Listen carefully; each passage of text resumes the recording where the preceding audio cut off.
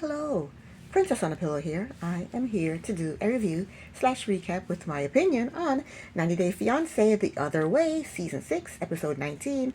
It's titled 5,000, and it says, in parentheses, and it says Days of Bummer? I don't know. Let's get started with James and Matilda. They go out for tea. James told Matilda, we're going to cut right to the chase. James told Matilda that they have to go back to the States. James said the wedding ate up all their savings and it's time to return to the States. And guess what Matilda does? Yeah, she cries. She cries like she does every scene. She said she don't want to go back to the States. He told her, we go back to the States. This is what we do. Just to appease her, he said, we go back to the States. We pay off our car, pay off our bills. We recuperate. We figure out what it takes to live in Indonesia. And then we come back here and live in Indonesia. It's all lies. He's just telling her that just to appease her. And I don't blame him. I would have done the same thing if I were in his shoes. Okay? James ain't coming back to Indonesia to live. Now he has to go back to the States and crawl back to his parents and beg for his job back. You should have never left your job. You should have never left the States. You should have never come to Indonesia. You're a fool. Don't you do that again once you leave. Don't you come back like that again, crazy. Talking about you want to live in Indonesia. But Matilda, she's not rational. When she was in the States, she missed Indonesia and she missed her family. But James can't make a living there. He can't make a living there. He has no future in Indonesia. He has no job. He has no money. He has no health insurance. He has no retirement. He has no house. He has no car. And the dog is in the States, so he has no dog. There's nothing in Indonesia for him. He has no future there. They'll have all of that in the States. All of that he'll have in the States. And I'm not saying he can never ever have a future in Indonesia. He just doesn't have the know-how on how to navigate to live there. That's all. So next, Matilda and her sisters go have a sit down. And of course, Angel is included. And they have a sit down. And we're going to cut to the chase. Matilda told them that James want to go back to the States. He wants them to move back to the States. Angel automatically got upset. And started to cry. And I don't understand why she wants them to stay in Indonesia when she don't even live in Indonesia. She live in what, Bali? Which is miles away. So why she want them in Indonesia? Huh? Angel is bawling. Matilda is bawling. They're hugging each other and clinging on to each other like they're being separated from, like they're twins that's being separated and your kids and they're tearing them apart. I mean, come on. Y'all are grown women. Y'all supposed to go get married and go have a life with your family, with your husband, and have kids and go off. You're not supposed to stay with each other forever. Me and my sister were a year apart. We grew up together. My mother used to dress us alike. I'll be happy when that heifer is gone, and she's happy when I'm gone. Oh, my gosh. Yeah, so they're bawling and clinging to each other like kids, you know. So, you know what it is? Matilda is the youngest, right? She's the baby of the family. And in the States, there's nobody there to baby her. You know, when she's in Indonesia, they baby her. But when she's in the States, ain't nobody babying her. She's a grown-ass woman. We don't baby you up in here. Find a hobby, get a job, get a part-time job, get on YouTube, find something crazy to talk about. Do something. Find something to do. Talking about, I'm lonely. Find something to do. So next, Matilda told James that she told her sisters about them going back to the States because he can't support her.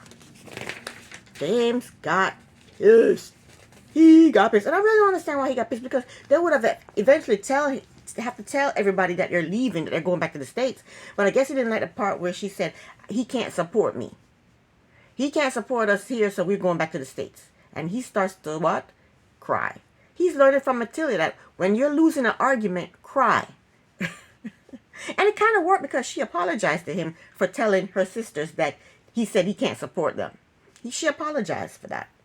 But then she flipped the script and she started to cry. And she said, in order for me to go to the States, you're going to have to sponsor Angel. James said, hell to the no. He said, we don't even like Angel like that. We blocked Angel for 3 years. We just now started talking to Angel. Angel's a liar too. And hell to the no. When she realized she wasn't gonna get nowhere with James, she leaves out, go to another room and starts crying in another room. James starts talking to the camera person and then he starts crying too. I'm like, OMG. That was the end of James and Matilda. Next up, Dempsey and Statler. They take a train to nowhere. He got on the wrong train. I guess Statler bought the wrong tickets for the wrong train. I'm turning on the fan because I'm hot in this wig. So yeah, they got on the train and she didn't get the tickets for the right train. They got on a little choo-choo train that just takes you around. I guess when you're shopping, you hop on the train, you go to one shop and you hop. I don't know. But anyway, they got on the train. They're sitting on the train. They're talking. And Statler told Dempsey that since she's going to be working all the time, that Dempsey needs to do everything else. And I don't understand why she feel like Dempsey has to do everything else. There's mothers out there that work, have kids, have a husband. They have to work, then go home and cook and take care of the kids, pick the kids up, drop the kids up to the kids to soccer, you know. So, but she just wants to work and have Dempsey do everything else. And there's mothers out there that do everything else. So I don't understand why she thinks that she just work and don't do any, poor Dempsey has to do everything else. That gets tiring. But anywho, she told Dempsey that Dempsey has to pick up the slack and do everything else. Dempsey doesn't agree with that. So they're arguing back, well, not arguing, they're, disagreeing back and forth.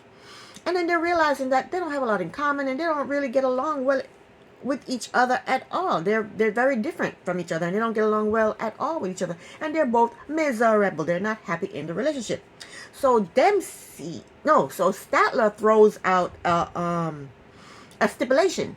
I guess you would call it a stipulation. She said, in 2 months, if we are not happy, if this is still going on the way it's going on now, and we're not happy, let's call it quits. Let's go our separate ways. Let's sell this damn van and go our separate ways. Dempsey agreed. She agreed in 2 months. If they're still at this place in their relationship where they're just not getting along, they're just unhappy, then they're going to go their separate ways. We know, I don't know if y'all know, but I know, in real time, they're broken up.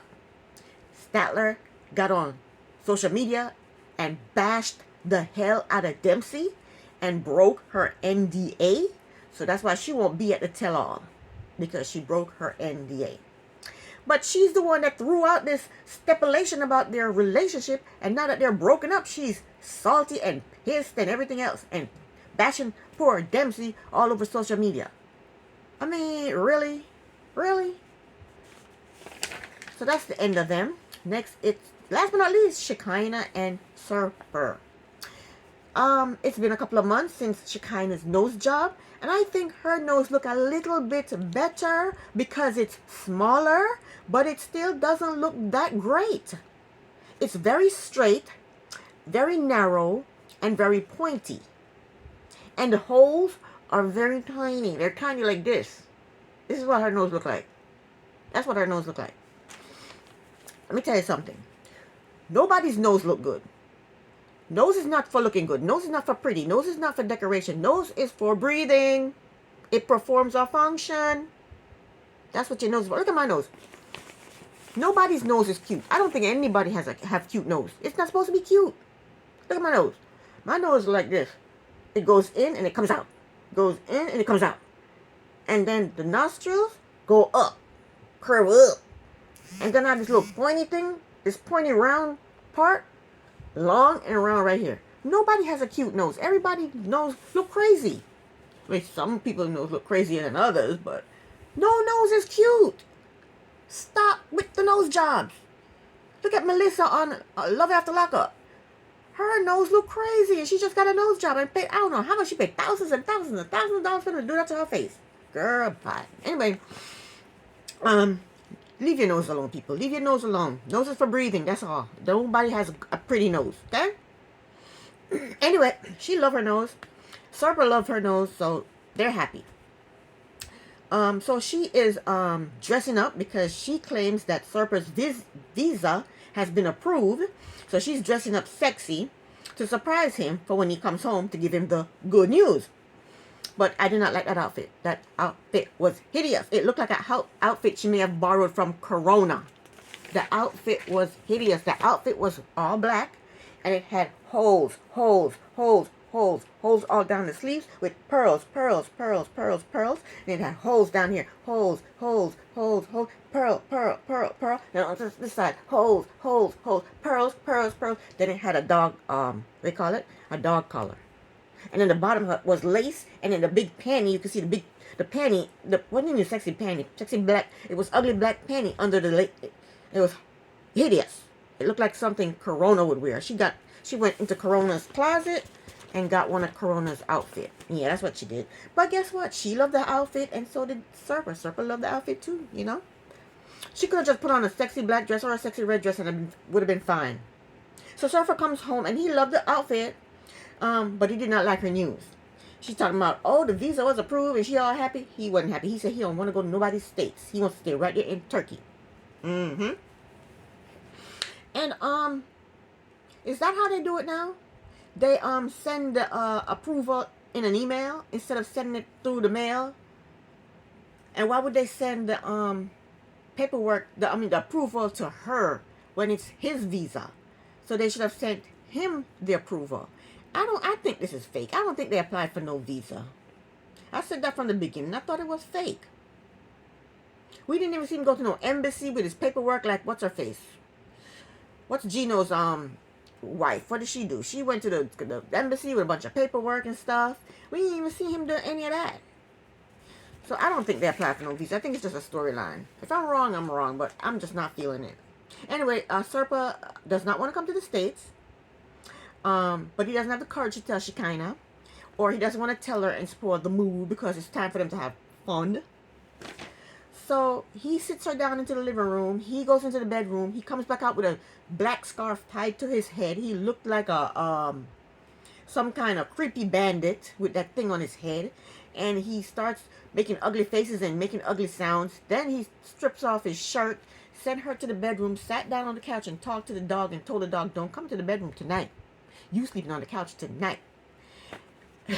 And then he went in the bedroom. I'll tell you one thing though, that dog is beautiful. I love that dog. Her dog is so cute. Next scene. Serpa and his cousin, they go shopping for a suit for Serpa because he wants to propose to Shekinah and he wants to do an engagement ceremony. And that's what the suit is for, the engagement ceremony. The engagement ceremony is a Turkish tradition. And the cousin, she don't like no Shekinah. She's trying to talk him out of proposing. She told him, you were married before and that shit didn't work out. Why do you think this gonna work out? And then Serpa told us how he got married before. When he was younger, he was stripping. His parents didn't like him stripping, so his parents wanted him to get married. So he married some girl he didn't love, and the marriage was horrible. And it was the worst mistake he ever made in his life, and it was just a terrible time in his life. So his cousin reminded him, remember when you got married and that mess didn't work out? Why you want to get married again? But that cousin never ever liked Shekinah. She does not like no Shekinah. I think she's jealous of Shekinah.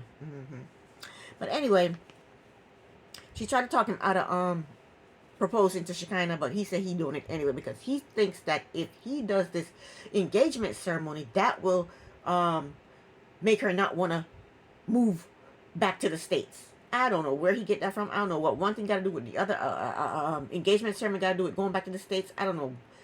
But Surfer, do you. That was it. That was the end of the episode. This is the end of my review. Thank you so very much for watching. Princess on a Pillow here. Bye.